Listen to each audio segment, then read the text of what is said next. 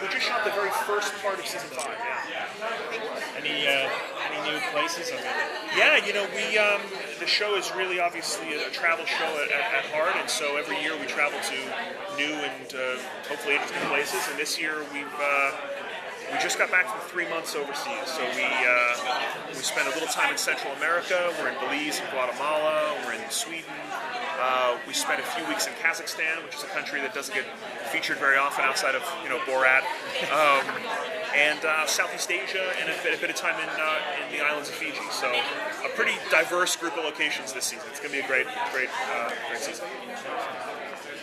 I really dug the underwater ghost hunt. That just took it to a whole new level. It was really great for us too. We filmed in these islands in Micronesia called Chuuk, used to be called Truk Lagoon, and there's just all of these Japanese ships from the Second World War sort of scuttled down in the deep water there, and to be able to go down there and penetrate those wrecks and dive in the shadow of the Pacific War is it was pretty intense stuff, but it was great to be able to do, and I'm happy that it came off so well. Are countries approaching you now and saying, hey, we've got something cool for you to check out? Sometimes, there's certainly, with the stories that we go after, like lake monsters are a great example. Some towns where there's a sighting of a lake creature, they kind of go onto it and go, oh, this is an opportunity for us to get people here. So, occasionally you will find places that really latch on to the stories that we go after and try to use it as a promotional tool. But I think, for the most part,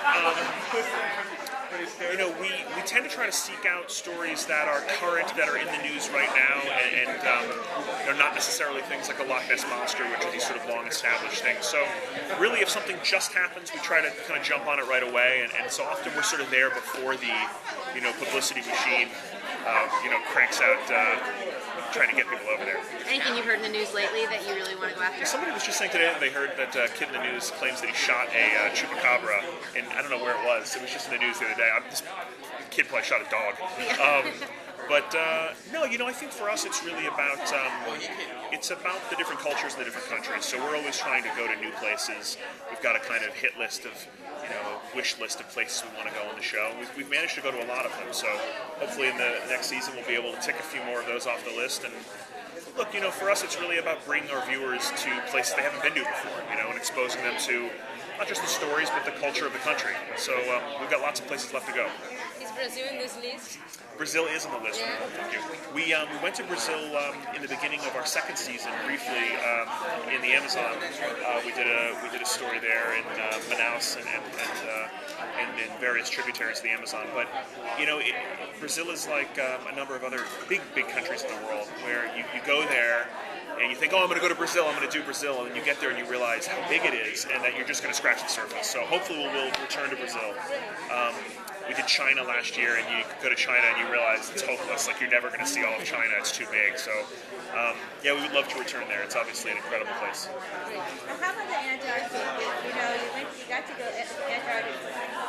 Yes. and how can you top the travel story to that? Because that was quite the adventure for you guys to go. That really was our white whale. We had that on the list forever. It's so difficult to not just to travel there, but to bring a television show there. It's so hard. Just the little things, powering equipment and all that stuff. There's no infrastructure down there, at all. So it was something we talked about doing from the very beginning of the show, and it was a long time coming, and it was amazing that we were able to pull it off. And but we still have that list of other places we want to try to go to. There are some amazing parts of the world that have been kind of off limits to us. There's some amazing spots in Central and Northern Africa that are a little bit dangerous that we'd love to go to. We haven't been to Tibet. I would love to do that on the show. Some other spots in the Himalayas. So there are plenty of spots not at the bottom of the world that are still very challenging to get to and difficult to get access to. So we've still got lots of challenges there. Coming back to the States ever? What's that? I like when you're out there. It's clear out there. Yeah. But are you thinking about ever coming back to the States? Yeah, we every year we try to do a couple of episodes in the States. This cycle we didn't in season 5.0 that we just filmed, but I'm sure that in the back half of the season we might. There are a number of big stories here we've never done. We've never done a Bigfoot story, in the U.S., which is obviously the sort of king of the cryptids. So Yeah, we like doing stuff here in the States too. We like trying to find a way to show, aspects of U.S. culture that are a little off the beaten path. So hopefully we'll come back and do some of that in the future. Is with Legend Quest, which is actually similar to some of the stuff.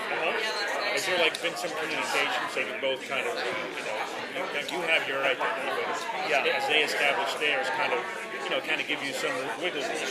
Yeah, look, I think that I actually haven't seen. I know it premiered the other week, and I was overseas when it premiered, so I haven't seen it yet. But I think that there's a real tonal difference in the shows. You know what I mean? And he is obviously a symbol expert, and his sort of areas of expertise are a bit different. And one of the things that we really try to make a core part of Destination Truth is the comedy, the misadventure, this sort of what it takes to get there, and all the sort of hijinks that go along with that, because that's a big part of travel. And so I think there's a real difference in the tonality of the two shows. In terms of the subject matter, I'm sure there'll be a few areas where it crosses over, but there's a lot of stories out there, a lot of legends, a lot of myths, so I think there's sort of room for everybody there. What's the worst trouble you've had with governments? Because you go to some really I would say the worst that we've had is we lost our first story in season 4 in India. India is a place that's a real natural fit for the show. It's an amazing, vibrant culture. It's difficult to travel around India, so it's great for us because you can, there's a lot of misadventure to traveling in India. And it's a very bureaucratic place. It's a tough place to permit, and we were along the path of trying to permit a trip to India, and it fell through. We just weren't able to do it. So that's probably our most difficult challenge is we aren't able to get ourselves really in there, which is a shame. Most of the other troubles happen kind of at the tribal level. You get in these very small cultures where, there's the chief, and you kind of have to kiss his ring and go through a lot of, local sort of ceremony stuff, and that requires a lot of delicate negotiation. How about the book? Is it coming out? The book is coming out in the fall. I don't know if it's September or October, but it's done. I'm happy to say it's, I finished it, and I'm really looking forward to it coming out. It was a lot of work. Any of your photography features?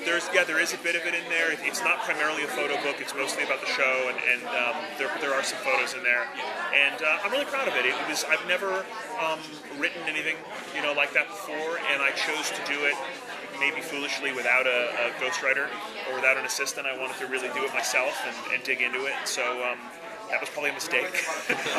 Only because it took me a lot longer than I think it would if I'd had more help. But in the end, I can really say that I did it myself, and so I hope people enjoy it. Congratulations. Thank you very much. Thanks. Me too. What's been your favorite locations you've ever gone to? I'm a big fan of Southeast Asia.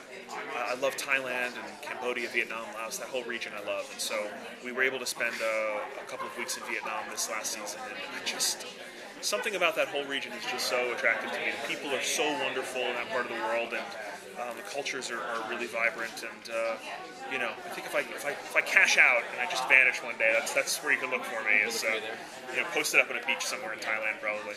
Do you keep in touch with anyone that you deal with on the show, just people that you've met during travels? Yeah, we tend to work with what we call a fixer, or a producer in each country who helps negotiate things at a local level, permits and language barriers and things like that. So we meet all these really interesting producers in various parts of the world, and we've maintained really strong relationships with them. We've got a great producer in the Amazon, great friends in Egypt, and all over the world now. And at a local level too, we also meet just fascinating people, sometimes in very out-of-the-way places, and we trade emails, and you get into these long sort of pen-pal relationships with folks across the world. So yeah, we do. It's fun. Really sorry, guys. We're going to have to wrap there. Yeah. Thank you all very much. I appreciate it. Great to see you guys.